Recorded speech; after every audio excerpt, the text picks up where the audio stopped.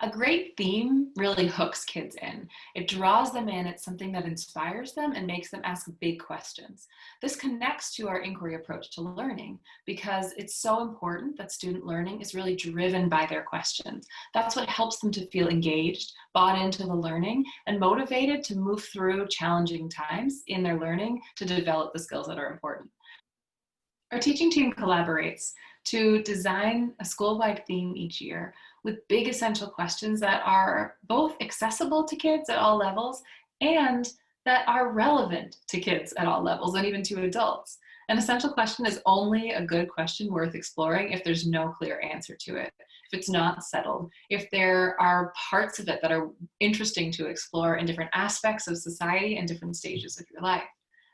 So once we have a big theme with big essential questions developed, we can apply that to so many different contexts in the school. And that allows for the deeper investigations that are happening in core classrooms to inform into and relate to experiences kids are having in all different contexts, ranging from creativity morning to electives to even just informal contexts like the playground. Our focus is really not on filling kids with particular content.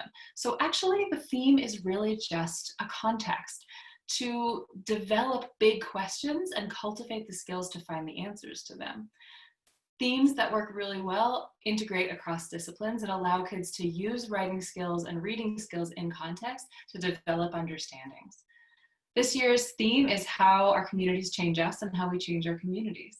And so questions like, how have people used their voices to make a difference in the world is a huge essential question. It's extremely important, and it can mean different things to different people. Students often work with many different teachers, either through partnerships between the core teacher and a specialist working with that core class, or through electives in our middle school program. Students might be exploring a question like, how does our food culture influence our decision making? It's a big question. It might be related to the theme of food, and it could really show up in a lot of different contexts. Food culture is a big idea, so maybe kids are developing that understanding and having learning experiences that help them to make sense of it in the core classroom. And then they're working with a specialist to do a hands-on learning experience that might be only tangentially related, but gives them an opportunity to deepen their understanding of a big essential question like that. Essential questions can be all different things. How do our beliefs influence our behavior, and how does our behavior then reinforce our beliefs? How do we decide whether a piece of information is opinion or fact? And how do we organize information when we make decisions?